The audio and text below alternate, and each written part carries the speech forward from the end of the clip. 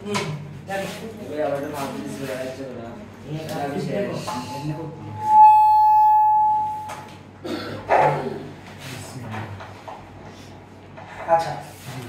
আমরা লাস্ট ক্লাসে কি বলছিলাম দেখো তো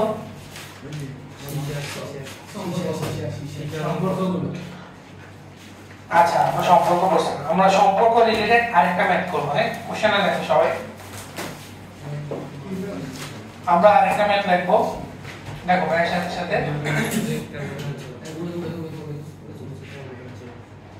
বিতে গেছে কেন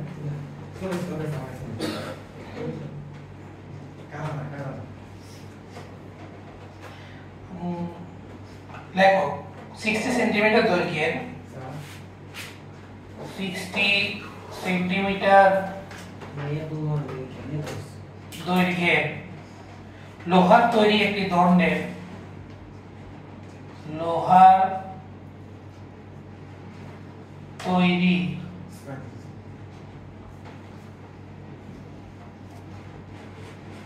দণ্ডের দৈর্ঘ্য প্রসারণ সহ দৈর্ঘ্য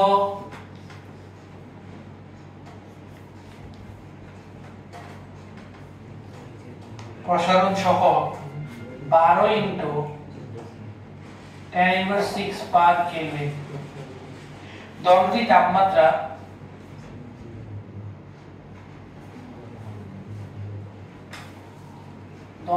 তাপমাত্রা 80 ডিগ্রি সেলসিয়াস বাড়ালে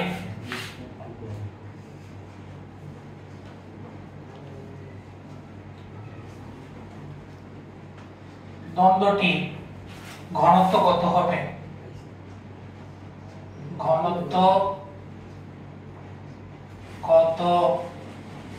দণ্ডটির ঘনত্ব কত হবে লোহার ঘনত্ব দেওয়া আছে লোহার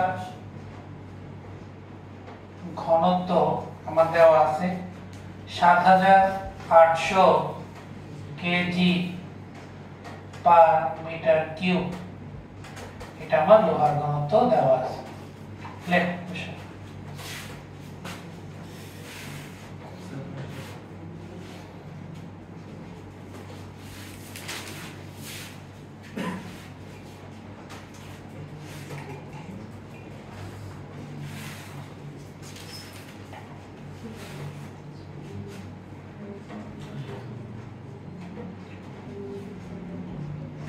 কোশ্চেনটা পড়ো সবাই 60 সেন্টিমিটার দৈর্ঘ্যের লোহার তৈরি একটি দণ্ডের দৈর্ঘ্য প্রসারণ সহগ দেওয়া আছে মানে আলফা দেওয়া আছে দণ্ডটির তাপমাত্রা 80 ডিগ্রি সেলসিয়াস যদি বাড়াই তাহলে 80 ডিগ্রি সেলসিয়াস বৃদ্ধি মানে হচ্ছে ডেল থিটা দেওয়া আছে তোমাকে বলছে দণ্ডটির তাপমাত্রা 80 ডিগ্রি সেলসিয়াস বাড়ালে দণ্ডটির ঘনত্ব কত হবে ঠিক আছে রো আর লোহার ঘনত্ব দেওয়া আছে এটা হচ্ছে লোহার আদি ঘনত্ব আর কি 7800 কেজি পার মিটার কিউব ঠিক আছে এখন খেয়াল করো আমার এখানে কি বের করতে বলছে ঘনত্ব বের করতে বলছে ঘনত্বের সূত্র কি rho is equal to m by v আমরা পড়ে আসছি না m বাই v v মানে কি আয়তন আচ্ছা তাহলে আমার আয়তন বের করার জন্য কি লাগবে আয়তন বের করার জন্য গামা লাগবে আয়তন মানে কি আয়তন প্রসারণ সহগ লাগবে কিন্তু আমার কি দেওয়া আছে এখানে দৈর্ঘ্য প্রসারণ সহগ তাহলে আমরা দৈর্ঘ্য প্রসারণ সহগ থেকে আয়তন প্রসারণ সহগ বের করতে পারি না কালকে আমরা সম্পর্ক দেখছি gamma is equal to 3 alpha এটা ইউজ করলে তো আমার চলে আসবে গামার মান গেল এক কথা আরেক কথা খেয়াল করো একটা জিনিস মনে রাখতে হবে যে তাপমাত্রা বাড়াই বা কমাই যেটাই করি না কেন তাপমাত্রা পরিবর্তন যেটাই হোক না কেন আমার দণ্ডের ভরের কোনো কি হবে না পরিবর্তন হবে না ভর যেমন আছে তেমনই থাকবে আয়তন চেঞ্জ হবে ঘনত্ব চেঞ্জ হবে কিন্তু টোটাল ভর কি থাকে অপরিবর্তিত থাকবে এই জিনিসটা আমাদের মনে রাখতে হবে কথা বুঝা গেছে তাহলে আমরা কিভাবে করব সেটাকে দেখো তাহলে দেওয়া আছে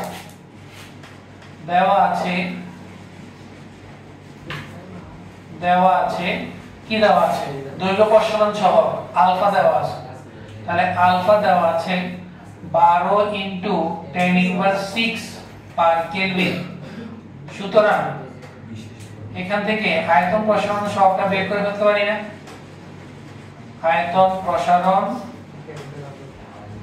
সহগ gamma, gamma is equal to কি লেখা যায়? 3 আলফা। তাহলে 3 into 12 into 10 inverse 6 per kelvin. তাহলে 3 12 36 ইনটু 10 ইনভার্স 6 পার কেলভিন। এটা আমরা কি পাইলাম? গামার মান পাইলাম। এই ম্যাথটা কিন্তু খুবই ইম্পর্টেন্ট, বোর্ডে এই ম্যাথটা খুবই ইম্পর্টেন্ট একটা ম্যাথ, এটা আসতে পারে, স্কুলের পরীক্ষাও আসতে পারে, ঠিক আছে?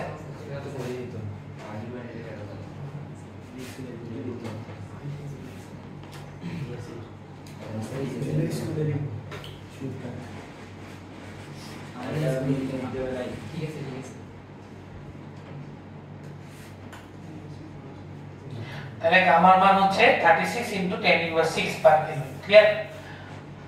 আচ্ছা, এখানে আদি আয়তন দেওয়া আছে, তাপ 80 ডিগ্রি, যা 80 ডিগ্রি সেলসিয়াস বাড়াইছে, এটা পূর্বে আয়তন কত আছে সেটা আছে না, তাইলে আদি আয়তন নাই। তাহলে ধরে নিতে হবে এগুলা, যে ধরি দণ্ডটির ভর হচ্ছে m ও আদি আয়তন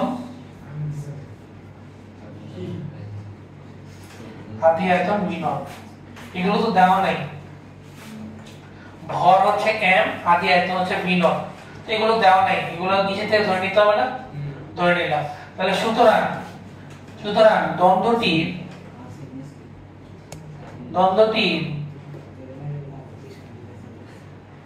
আয়তন বা শেষ আয়তন, দণ্ডটির শেষ আয়তন v, এই সূত্র কি হবে বলো তো? শেষ আয়তনের সূত্রটা কি হবে? v is equal to v naught 1 plus gamma del theta। তাহলে বা v is equal to v naught, তো v naught ই থাকবে, 1 plus গামা মান বসাই দিব, গামা হচ্ছে 36 into 10 inverse 6 আর del theta আমার কত? 80। তাহলে কত আসে দেখো তো? এতটুকু অংশ দেখো, এতটুকু কত আসে?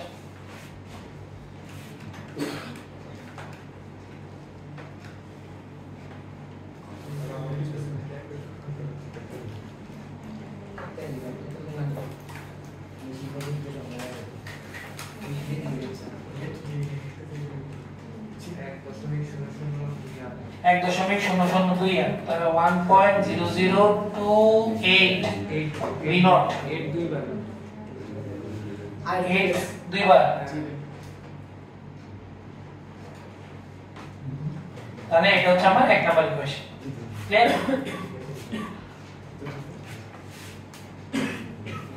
এটা হচ্ছে আমার এক নাম্বার ইকুয়েশন। তাহলে শেষ আয়তনটাকে আমি আয়তন আদি আয়তনের সাপেক্ষে আমি এটা প্রকাশ করলাম, ঠিক আছে? এরপর খেয়াল করো, তাহলে আমাকে বলো যে দ্বন্দ্বটির আদি ঘনত্ব কত হবে? দ্বন্দ্বটির আদি ঘনত্বকে কি দ্বারা প্রকাশ করব বলো তো? রো নট সমান কি হবে সূত্র বলো? m বাই v নট আদি আয়তন। তাইলে রো নট এর মান কত দেওয়া আছে কোশ্চেনে দেখো তো? এটা কিসের মান? 7800 লোহার ঘনত্ব, মানে রো নট দেওয়া এটা। তাহলে 7800 is equal to m by v naught. তাহলে সুতরাং m সমান হবে 7800 v নট। এটা হচ্ছে 2 নম্বর ইকুয়েশন।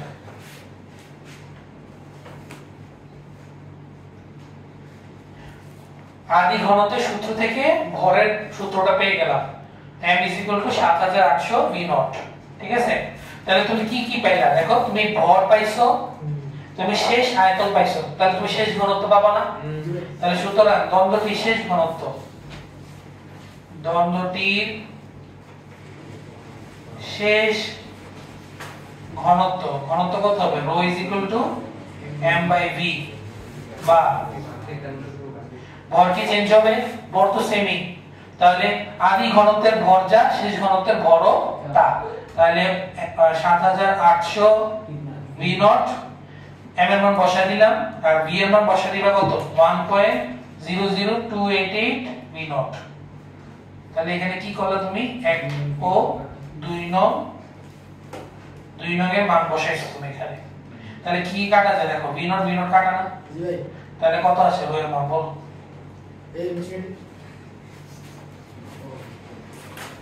কত আছে দেখো, ক্যালকুলেটর দেখো।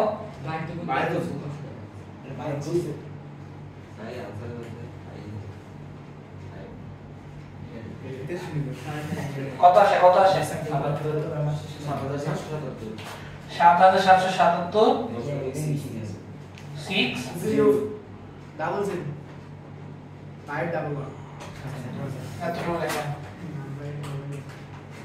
শেষ।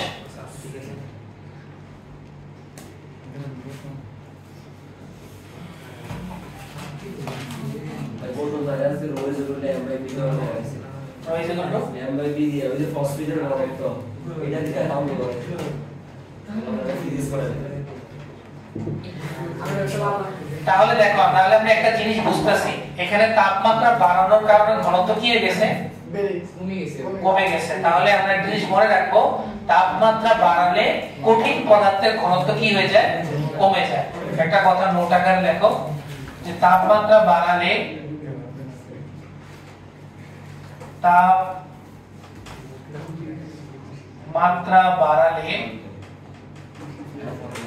কঠিন পদার্থের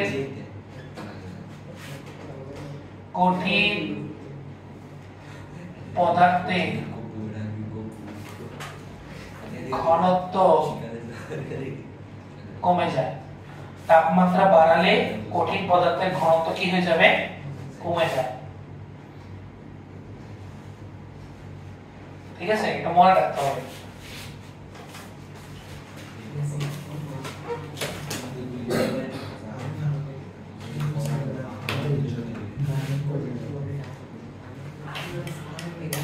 শেষ আমাদের কঠিন পদার্থের প্রসারণ, এই টপিকটা আমাদের শেষ। এবার আমরা কিসে যাব? কঠিন পদার্থের প্রসারণ আমাদের শেষ। এবার আমরা কিসে যাব? তরল পদার্থের প্রসারণ। ঠিক আছে, দেখো হেডলাইন দাও, তরল পদার্থের প্রসারণ। তরল কথা বলো না, তরল পদার্থের প্রসারণ। তরল পদার্থের প্রসারণ। তরল পদার্থের প্রসারণ। ঠিক আছে, এখানে একটা জিনিস বোঝার আছে। ঠিক আছে, বোঝার জিনিসটা হচ্ছে তরল পদার্থের নির্দিষ্ট কোনো আকার বা আকৃতি নেই। কি আছে? শুধু আয়তন আছে। তাহলে আমার তরল পদার্থের ক্ষেত্রে দৈর্ঘ্য প্রসারণ বা ক্ষেত্র প্রসারণ বলতে কিছু নাই। আমাদের তরল পদার্থে শুধুমাত্র কি থাকবে? আয়তন প্রসারণ। তাহলে তোমাকে যখনই বলা থাকবে যে পানির প্রসারণ, পারদের প্রসারণ, গ্লিসারিনের প্রসারণ বা যে কোনো তরল পদার্থের প্রসারণ যদি বলা থাকবে, তাহলে তুমি কি বুঝে নিবা? এটা হচ্ছে আমার আয়তন প্রসারণ দেওয়া আছে। তোমাকে যদি উল্লেখ করে দেওয়া যদি না থাকে, তাহলে তুমি বুঝে নিতে হবে যে এটা কি প্রসারণ বোঝাচ্ছে? আয়তন প্রসারণ বোঝাচ্ছে। কত বোঝা গেছে? তাহলে আমরা কথাটা লিখি যে তরল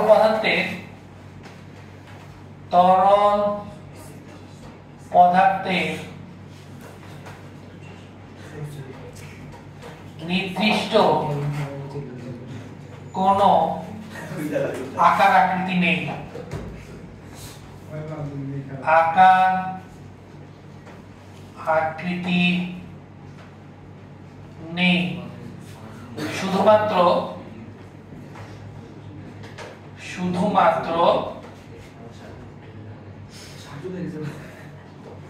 তরল পদার্থের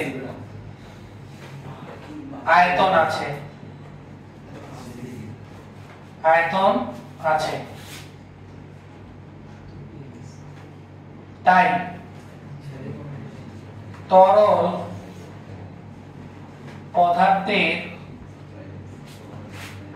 প্রসারণ বলতে তরল পদার্থের প্রসারণ বলতে শুধুমাত্র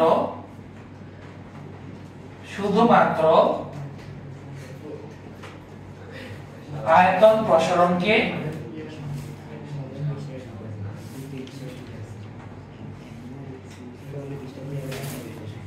বোঝায়। তরল পদার্থের প্রসারণ বলতে শুধুমাত্র আয়তন প্রসারণকে বোঝায়।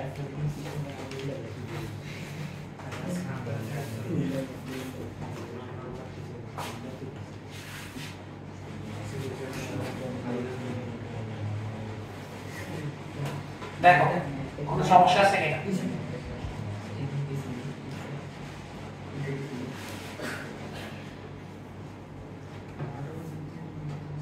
তরল পদার্থের প্রসারণ বলতে শুধুমাত্র কি বোঝাবে?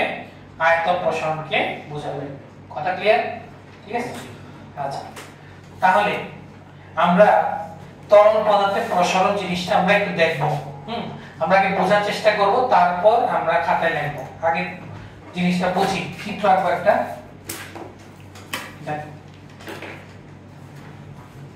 চিত্র আঁকলাম।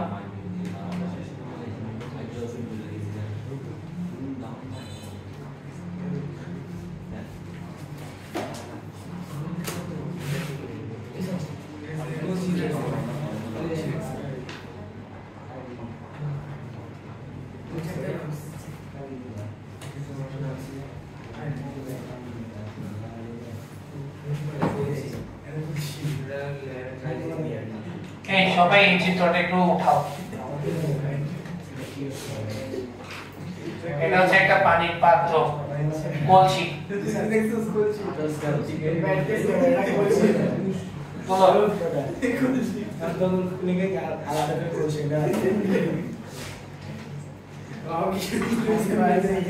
কথা বলো না, দেখ বলো।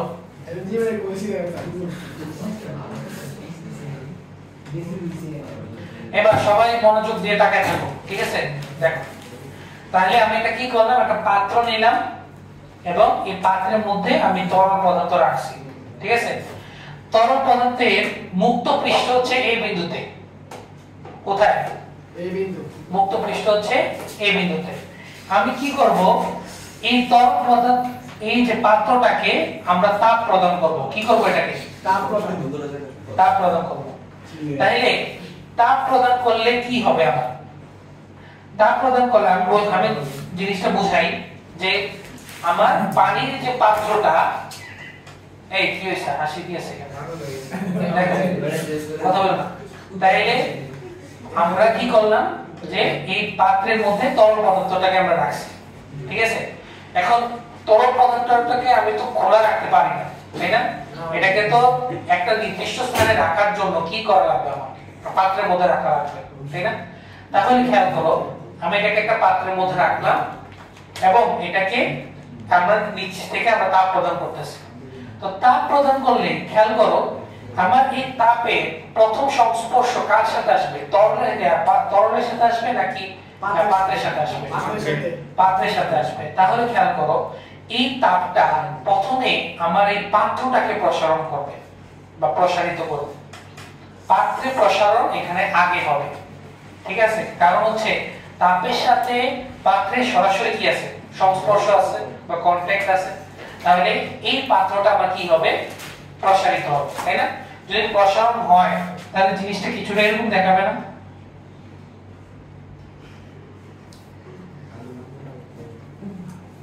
দেখো কিছুটা এরকম প্রসারণ আমার দেখাবে,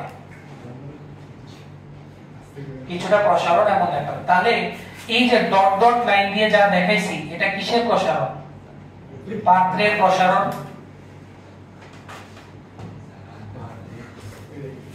পাত্রের প্রসারণ।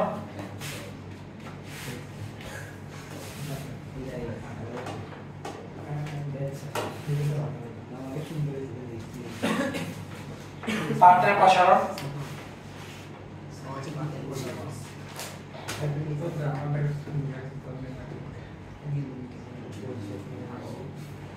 কথা ক্লিয়ার?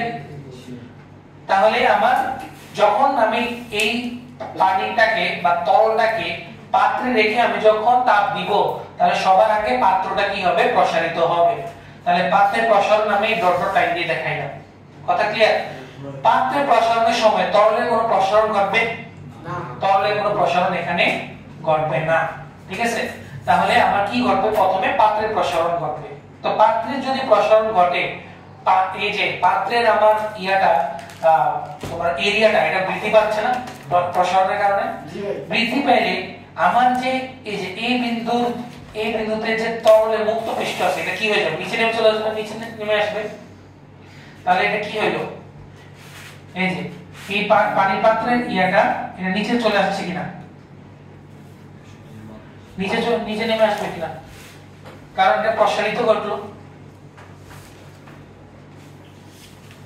তোমার পাত্রটা প্রসারণ ঘটাতে এরিয়া বেড়ে গেছে তো এরিয়া বেড়ে গেলে পানি স্তরের উচ্চতাটা পানি এটা নিচে নেমে যাবে না এবং এই যে AB এতটুকু যে অংশটা এটা কি বোঝাবে তাহলে পাত্রে প্রসারণ বুঝাবে পাত্রে প্রসারণ বুঝাবে এটা কিন্তু খুবই ইম্পর্টেন্ট একটা টপিক এটাতে ম্যাথ থাকে তাহলে এই যে AB এই অংশটা হচ্ছে আমার কিসের প্রসারণ পাত্রের প্রসারণ তাহলে B পর্যন্ত কি ঘটলো পাত্রের প্রসারণ ঘটলো তারপর এই তাপটা কই চলে যাবে তরলে চলে যাবে তাই না তাহলে প্রথমে কি ঘটলো পাত্রের প্রসারণ ঘটলো দেন আবার কিসের প্রসারণ ঘটবে তরলে প্রসারণ ঘটবে তো তরলে প্রসারণ খেয়াল করো যখন আমার তরলটা প্রসারিত হবে তখন এই বিতে যে নেমে গেছে পানির স্তরটা এটা আবার কি হয়ে যাবে আবার উপর উঠবে না যেহেতু প্রসারণ ঘটবে তরলে আর আমরা কেমিস্ট্রিতে একটা অংশ পড়ে আসছি যে কঠিন পদার্থের প্রসারণ থেকে তরল পদার্থের প্রসারণ কি হয় বেশি হয় তার কারণ কি কারণ হচ্ছে তরল পদার্থের যে অণু পরমাণুগুলো আছে তাদের আন্তঃআণবিক দূরত্ব কঠিনের তুলনায় বেশি তো বেশি হওয়ার কারণে প্রসারণ কি হয় বেশি হয় তাহলে এখন আমার পানির স্তরটা কোথায় বি তে তো বি থেকে আবার পানির স্তরটা উপরে উঠবে উপরে উঠে এ থেকে থেমে যাবে নাকি এ কে পার করে উপরে উঠবে আরো পার করে উপরে উঠবে না কারণ পাত্রের প্রসারণ থেকে তরলের প্রসারণ বেশি হবে তাই না তাহলে বি থেকে এটা কোথায় যাবে সি তে যাবে কে বুঝো নাই কে বুঝো নাই বলো আমি আবার বলি পাত্রে প্রসারণ ঘটলো পানি স্তর বি তে নেমে গেল দেন তরলের প্রসারণ ঘটলো তরল প্রসারণ যদি হয় তাহলে পাত্রের প্রসারণ থেকে বেশি কারণ তরলের প্রসারণ কঠিনের তুলনায় কি হয় বেশি হয় তো বেশি হলে বি থেকে আবার এটা এ পার করে সি তে চলে যাবে কথা বুঝা গেছে তাহলে বি থেকে কোথায় গেল এটা সি তে চলে গেছে তাহলে এতটুকু কিসের প্রসারণ এটা তরলের প্রসারণ না বিসি এই বিসি এটা কিসের প্রসারণ তাহলে তরলের প্রসারণ পাত্রের প্রসারণ কত এখানে এ বি আর তরলের প্রসারণ হচ্ছে আমার এখানে বিসি নাম বলতে বলো এই যাই কি হইছে ভাই কথা বলো পাত্রের প্রসারণ কি নির্দিষ্ট সীমা পর্যন্ত কি পাত্রের প্রসারণ হ্যাঁ নির্দিষ্ট পর্যন্ত থাকবে এরপরে তো তাপটা তরলে চলে যাবে তখন আর পাত্রের প্রসারণ ঘটবে না তখন তরলে প্রসারণ ঘটবে শুধু ঠিক আছে মেয়েরা বুঝে গেছে তো তাহলে আমি আবার একটু বলি হ্যাঁ একটু মনোযোগ দাও প্রথমে পানি স্তর এ তে ছিল তুমি যখন তাপ দিছো তখন তাপে প্রথমেই পাত্রের প্রসারণ ঘটবে পাত্রের প্রসারণ যখন ঘটবে তরলের কোনো প্রসারণ ঘটবে না পাত্রের প্রসারণ চলাকালীন তরলে কোনো কি হবে না প্রসারণ ঘটবে না ফলে পানি স্তর এ থেকে কোথায় নেমে আসবে বি তে এরপর পাত্রের পরে তরলে প্রসারণ ঘটবে তরলে প্রসারণ ঘটলে বি থেকে কোথায় চলে যাবে সি তে চলে যাবে তাহলে এটা দিয়ে আমরা কি বোঝাচ্ছি তরলে প্রসারণ বোঝাচ্ছি তাই না তাহলে আমরা এতটুকু বুঝলাম এখন খেয়াল করো এই যে আমি পুরো সিস্টেমটা বা পুরো প্রসেসটা যে ব্যাখ্যা করলাম এখানে আমি পাত্রের প্রসারণটাকে কি করছি বিবেচনায় আনছি তাই না এখন মনে করো তুমি কি করলা তুমি যখন তাপ দেওয়া শুরু করছো তুমি পানি স্তরকে কোথায় দেখবা? এতে দেখবা, পানি স্তরকে এতে দেখবা, ঠিক আছে? এরপর মনে করো তুমি খেলতে চলে গেছো, ঠিক আছে? তুমি তাপ দিয়ে চুলার মধ্যে পাত্র রেখে তুমি খেলতে চলে গেছো। তাহলে তুমি একটা নির্দিষ্ট সময় পর যখন তুমি আসবা, তখন তুমি দেখলা যে পানি স্তর সিতে চলে গেছে। তাহলে তুমি কতটুকু প্রসারণ দেখবা? তুমি এসি দেখবা না?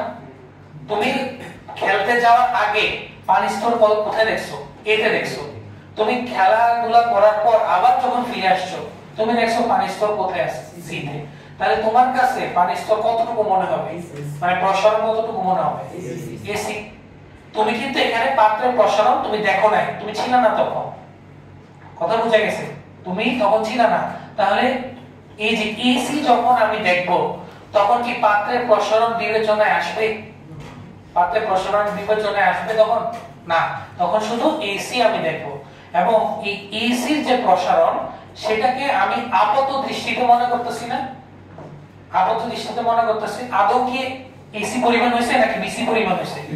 বিসি পরিমাণ হয়েছে। তাহলে তোমার কাছে যদি পাত্রের প্রসারণ বিবেচনায় না রাখো, তাহলে তুমি যে প্রসারণ দেখবা সেটাকে আমরা বলি হচ্ছে আপাত প্রসারণ। তোমরা পঞ্চম অধ্যায়ে আপাত ওজন পড়াইছি না, লবণতার আপাত ওজন, ঠিক সিমিলার ভাবে আপাত প্রসারণ তুমি দেখবা এখানে, ঠিক আছে? তাহলে এসি এতটুকু হচ্ছে আমার তাহলে আপাত প্রসারণ। কিন্তু এটা কি রিয়েল না? রিয়েল প্রসারণ কোনটা? নিচে। তাহলে এটা হচ্ছে প্রকৃত প্রসারণ।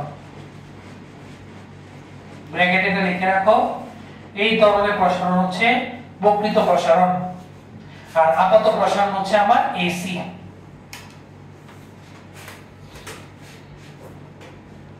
কে কে বুঝো নাই বলো ভাই?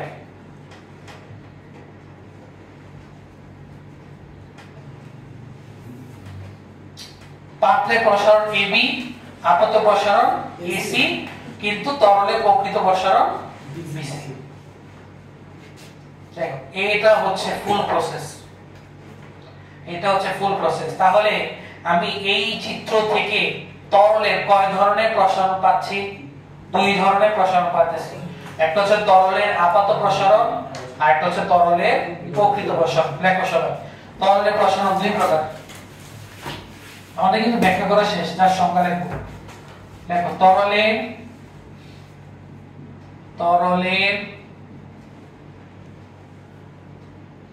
প্রসারণ দুই প্রকার। প্রসারণ দুই প্রকার। একটা হচ্ছে আপাত প্রসারণ। তাহলে আপাত প্রসারণ কি হবে? পাত্রের প্রসারণ বিবেচনায় না রেখে, পাত্রের প্রসারণ বিবেচনায় না রেখে তরলের যে প্রসারণ ঘটে, তরলের যে প্রসারণ ঘটে তাকে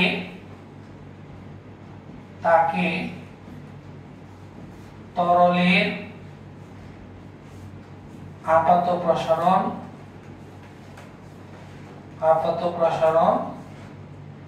বলে, ঠিক আছে? পাত্রের প্রসারণ বিবেচনা না রেখে তরলে যে প্রসারণ ঘটবে তাকে তরলের আপাত প্রসারণ বলে।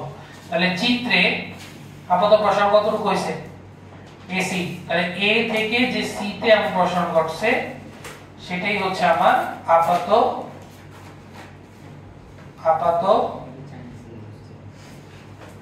প্রসারণ।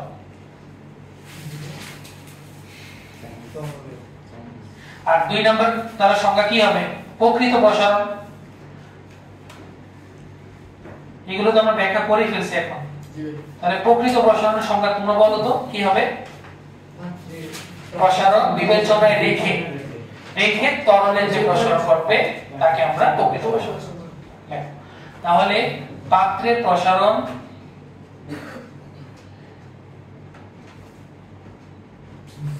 বিবেচনায়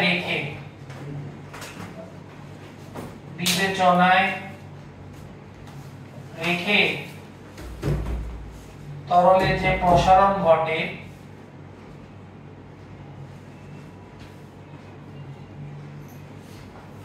পাত্রের প্রসারণ বিবেচনায় রেখে তরলে যে প্রসারণ ঘটে তাকে তরলের প্রকৃত প্রসারণ বলে। তাকে তরলের প্রকৃত প্রসারণ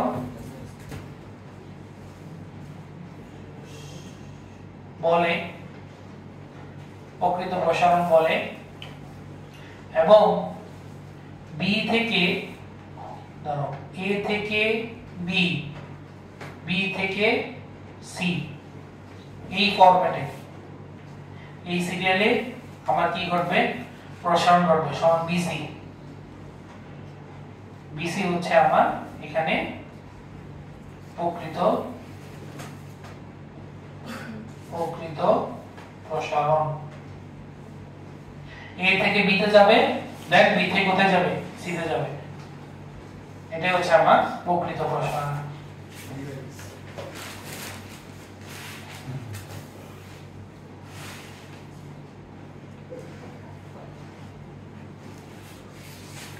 দেখো কার কোনো সমস্যা আছে কিনা এখানে?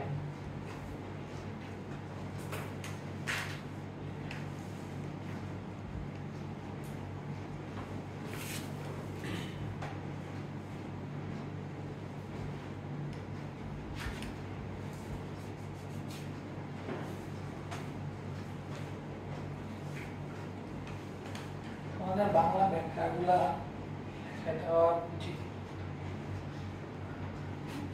তাহলে আমরা কিন্তু চিত্র দেখে আমরা কিন্তু সূত্র পেয়ে যাচ্ছি।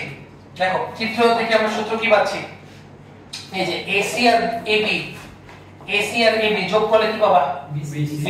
তাহলে প্রকৃত প্রসারণ ইজ ইকুয়াল টু আপাত প্রসারণ প্লাস পাত্রের প্রসারণ। হয়ে গেছে, সূত্র হয়ে গেছে।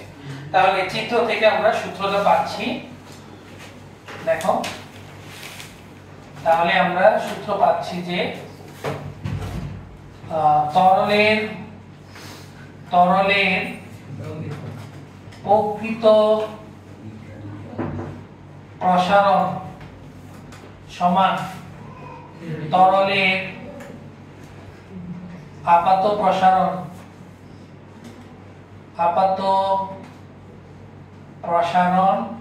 প্লাস কিসের প্রসারণ,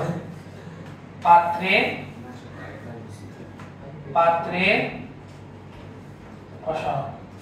তরলের প্রকৃত প্রসারণ সমান হচ্ছে তরলের আপাত প্রসারণ প্লাস কিসের প্রসারণ, পাত্রের প্রসারণ, তাই না? তাহলে এটা হচ্ছে আমার BC সমান AC প্লাস AB, তাই না? আমরা বুঝতে পারলাম। এখন প্রসারণ বলতে কিসের, একটু আগে বলছি প্রসারণ বলতে কিসের প্রসারণ, আয়তন প্রসারণ, তাই না? তাহলে আয়তন প্রসারণটা আমরা কি দ্বারা প্রকাশ করি, মনে আছে, ডেল ভি। আর এটা যেহেতু প্রকৃত প্রসারণ তাহলে আমরা এটাকে প্রকাশ করব হচ্ছে ডেল ভি আর রিয়েল, ঠিক আছে, is equal to del V আপাত প্রসারণ, আপাত ইংলিশ কি বলছিলাম, অ্যাপারেন্ট, তাহলে ডেল ভি এ প্লাস পাত্রের প্রসারণ, এটাকে ডেল ভি জি দ্বারা প্রকাশ করব। জি মানে গ্লাস, লেখা যায় কিনা এটা? জি ভাই। তো এখানে আমরা একটা সূত্র পাচ্ছি, এটা del VR is equal to del VA plus del VG। তোমাদের বইয়ে VR is equal to VA plus VG দিয়ে মানে del দিছে না কি, ইচ্ছা যেটা দিয়ে প্রকাশ করো, কারণ খাতা কাটবে না এটা, ঠিক আছে? তাহলে আমি এটা মুছে দেই। তাহলে আমরা একটা সূত্র বের করতে চাচ্ছি এখান থেকে। del V সূত্রটা কি মনে আছে? আয়তন প্রসারণের সূত্রটা কি ছিল? V naught gamma del theta, মনে নাই? V নট গামা, এটা গামা কি হবে, গামা আর, গামা আর মানে হচ্ছে প্রকৃত প্রসারণ সহগ, এবং is equal to del V এর ক্ষেত্রে সেম লেখা যায় V naught gamma A del theta plus del V G হচ্ছে V naught gamma G del theta.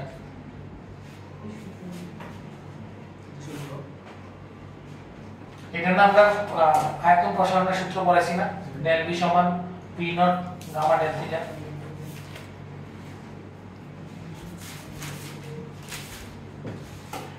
V naught gamma আর ডেল থিটা, গামা দ্বারা বোঝাচ্ছে প্রকৃত প্রসারণ সহ, গামা এ দ্বারা আপাত প্রসারণ সহ, গামা জি দ্বারা পাত্রের প্রসারণ সহ, পাত্রের আয়তন প্রসারণ সহ। ক্লিয়ার? এখন খেয়াল করো, পাত্রের ক্ষেত্রে ভি নট আর তরলের ক্ষেত্রে ভি নট কেন দেখলাম? দুইটা কেন সেম হইলো? কারণ আমরা জানি ছোটবেলা থেকে পড়ে আসছি যে তরলকে যে পাত্রে রাখা হয় সেই পাত্রে কি ধারণ করে? আকার ধারণ করে, মানে আয়তন ধারণ করে। তাহলে আয়তন দুইজনের ক্ষেত্রে সেম হবে। তাহলে খেয়াল করো, এখান থেকে খুব সহজ সুন্দর একটা সূত্র বের হয়ে আসে, ভি নট গামা আর ডেল থিটা সমান, দুইটা থেকে কি কমন যায়? V naught del theta common যায়। তাহলে কমন নিলাম, এখানে থাকবে গামা এ, এখানে থাকবে গামা জি। তাহলে ভি নট ডেল থিটা কাটা। তাহলে এখান থেকে সূত্র আমরা পেয়ে যাচ্ছি gamma is equal to gamma A plus gamma জি।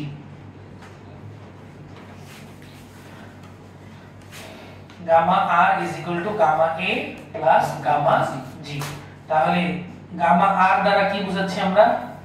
প্রকৃত প্রসারণ সহ, দাঁড়াও মামা সুন্দর করে লিখে দে, তরলের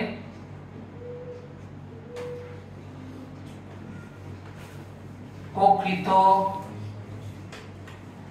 প্রসারণ সহ, গামা এ দ্বারা বোঝাবে তরলের আপাত প্রসারণ সহ, আর গামা জি দ্বারা বোঝাবে পাত্রের আয়তন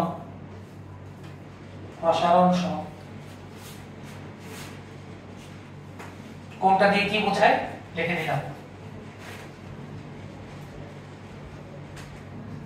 দেখো না বুঝলে ভাইকে বলো।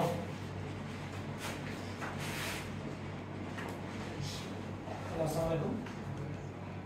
হ্যাঁ ওয়ালাইকুম আসসালাম। কি বল? হ্যাঁ তোমরা আজকে পড়লে আসবো।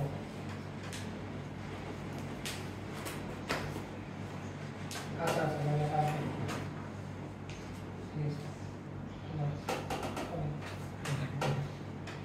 দেখো না বুঝতে বলো দেখে। তাহলে গামা আর গামা এ গামা জি, কথা বুঝা গেছে? কোনো সমস্যা আছে এখানে? না। তাহলে আমরা বুঝতে পারলাম। আমরা ছোট্ট একটা ম্যাথ করব, ম্যাথ করলে আমাদের এই টপিকটা শেষ। ঠিক আছে? দেখো এই সূত্রের আমরা একটা ম্যাথ করব, একটা ম্যাথ করলে না আমরা এটা শেষ করে ফেলব।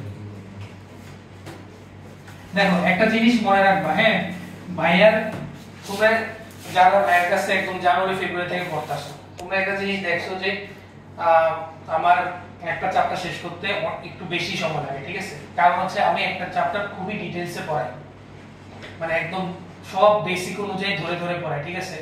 মানে কোনো এমন কিছু নাই যে আমি স্কিপ করি। ঠিক আছে? তুমি অন্যান্য চ্যাপ্টার আগের চ্যাপ্টারগুলো দেখো, বই খুলে দেখবা যে একটা চ্যাপ্টার এখানে ইয়া করে না, উল্টা আমি এক্সট্রা কিছু টপিক পড়াই যেটা তোমাদের ফিউচারে অনেক কাজে আসবে। ঠিক আছে? তো আমার অবশ্যই তোমাদের একটু ধৈর্য রাখতে হবে। ঠিক আছে? আমার দেখবা যে অনেক অনেক স্কুলের সিলেবাস আমি কমপ্লিট করতে পারি না নির্দিষ্ট সময়তে। ঠিক আছে? কিন্তু এটা একটা টেম্পোরারি একটা প্রবলেম। যখন তুমি ক্লাস 10 এ উঠবা, ক্লাস 10 এর একদম শেষে যখন প্রি টেস্ট পরীক্ষা নিবা, তখন তুমি তখন ভাইকে থ্যাংক ইউ জানাবা যে আমি এত ডিটেইলসে পড়েছি। কারণ তুমি দেখবা যে তখন তুমি সবকিছুই পারতেছো। এখন থেকে যদি আমি স্কিপ করে যদি পড়াই, তাহলে কিন্তু শেষের দিক দিয়ে অনেক ঘাটতি থেকে যাবে, শেষের চ্যাপ্টারগুলো অনেক ঘাটতি থাকবে। তখন কথা বুঝা গেছে? তো এই কারণে ভাইয়া চেষ্টা করি যে প্রত্যেকটা জিনিস আমি ডিটেইলসে আমি যাতে পড়াই, একটু বেশি করে পড়াই, যাতে তোমার যে ডাউটগুলো আছে এগুলো যাতে ক্লিয়ার হয়। কথা বুঝা গেছে? এই যে আমি তোমাকে এখন যে প্রমাণটা দেখাইছি, এই প্রমাণটা নাই, ডাইরেক্ট সূত্র দাও, তো তোমার মনে স্বাভাবিকভাবে একটা প্রশ্ন আসবে না যে সূত্রটা কেন আসছে, তাই না? তো তুমি এখন ভাইয়া ক্লাস করলে করাতে তুমি বুঝছো না যে সূত্রটা কিভাবে আসছে, তুমি বইটা খুলে তোমার যদি সূত্রটাও যদি শুরু দেওয়া থাকে তাহলে তুমি বুঝতে পারবে যে এটা কেন আসছে, কারণ তোমাকে ক্লাসে করানো হয়েছে। তাই না? তাহলে একটু ভাইয়ের সাথে একটু ধৈর্য রাখতে হবে, হ্যাঁ, অধৈর্য হলে হবে না। দেখ কোশ্চেন নাকি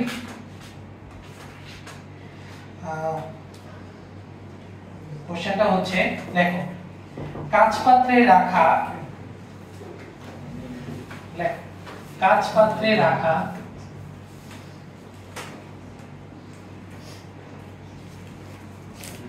কাঁচ পাত্রে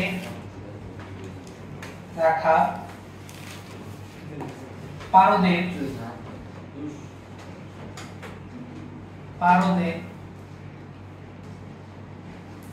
আপাত দৈর্ঘ্য প্রসারণ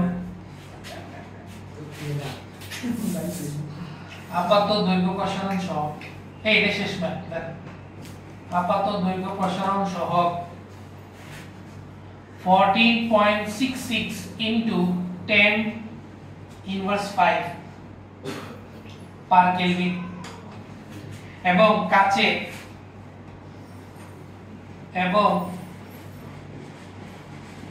কাঁচে আপাত প্রসারণ সহ, কাঁচের আপাত দৈর্ঘ্য প্রসারণ সহ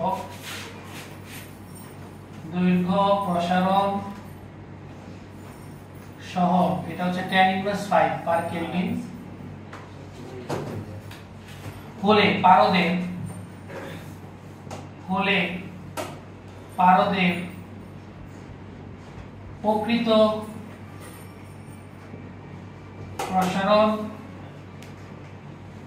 সহ কত?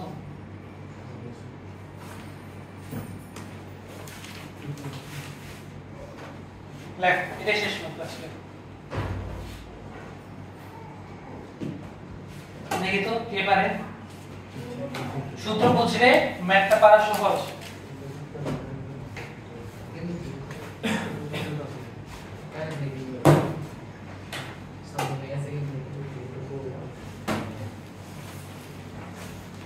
কোশ্চেনটা ভালো করে পড়ো, কি বলছে? কাঁচ পাত্রে রাখা পারদে আপাত দৈর্ঘ্য প্রসারণ সহ 14.66 into 10 inverse 5 পার কেলভিন, এবং কাঁচের আপাত দৈর্ঘ্য প্রসারণ সহ 10 inverse 5 পার কেলভিন হলে পারদের প্রকৃত প্রসারণ সহ কত?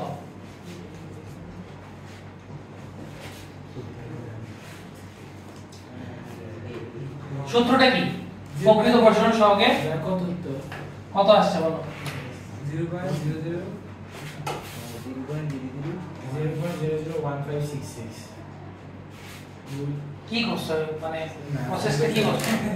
এটার সাথে যোগ করে দিছো, এটাই তো হয় নাই, দেখো সূত্রটা কি? Gamma is equal to gamma A plus gamma G, তাই না? আচ্ছা খেয়াল করো, খুবই ইম্পর্টেন্ট। আমি বলছিলাম যে তরলের প্রসারণ বলতে কার প্রসারণ বোঝাবে? আয়ত প্রসারণ, তাই না? তাহলে কাঁচ পাত্রে রাখা পারদের, পারদ কি তরল না? পারদ তরল, পারদের আপাত দৈর্ঘ্য প্রসারণ সহ 14.66। পারদের কি কোনো দৈর্ঘ্য প্রসারণ সহগ থাকবে? পারদের তো কোনো দৈর্ঘ্য প্রসারণ সহগ থাকবে না। তাহলে এই যে সহগটা দেওয়া আছে, এটা আবার কি দেওয়া? এটা গামা এ দেওয়া। আপাত দৈর্ঘ্য প্রসারণ সহগ বলতে এখানে আপাত আয়তন প্রসারণ সহগকে বোঝাচ্ছে। তাহলে কেন এখানে দৈর্ঘ্য কথাটা লাগলো? কারণ হচ্ছে এটা কই রাখা আছে? এটাকে কাঁচ পাত্রে রাখা আছে। তাহলে কাঁচ পাত্র হচ্ছে একটা টিউব, তো টিউবের মধ্যে কি রাখছে? পারদ রাখছে। টিউবের একটা লেন্থ আছে না, তো ওই অনুযায়ী বলা হয়েছে যে পারদের আপাত দৈর্ঘ্য প্রসারণ সহগ। তার মানে এটা না যে এটা এখানে আলফা বলা আছে, এখানে আসলে কি বলা আছে? এখানে গামা, আর আপাত যেহেতু তাহলে গামা এ, তাই না? এবং এখানে কি বলা আছে? আপাত দৈর্ঘ্য প্রসারণ সহগ। এটা কার? কাঁচের। কাঁচ কি পদার্থ? পরিপদার্থ। তো পরিপদার্থে কি আছে? আলফা আছে না? তো এটা কি দেওয়া আছে? আলফা দেওয়া। তাহলে গামা জি এটা কি দেওয়া? এটা হচ্ছে আলফা জি দেওয়া। তাহলে গামা আর সমান গামা এ প্লাস গামা জি জায়গায় কি লেখা যায়? 3 আলফা জি লেখা যায় না? সূত্র আমরা জানি। তাহলে শেষ বসায় দাও মান গামা আর সমান গামা এ হচ্ছে 14.66 into tan inverse 5 plus 3 into tan inverse 5 sorry 6 হবে কত আসে দেখো গামা এর মান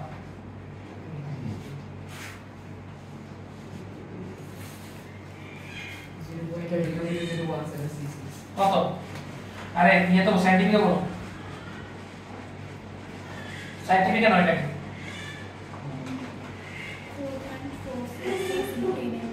4.466 into 10 inverse 5 পার কেজি এটাই হচ্ছে ম্যাথ এখানে একটু সাইডে একটু লিখে রাখো যে এখানে গামা এ দেওয়া আছে 14.66 into 10 inverse 5 আর এখানে কাচের দৈর্ঘ্য প্রসারণ দেওয়া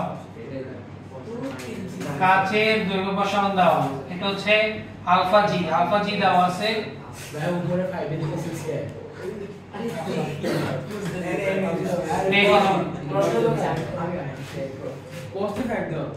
হ্যাঁ তো 5 ই তো দিলাম এখানে তো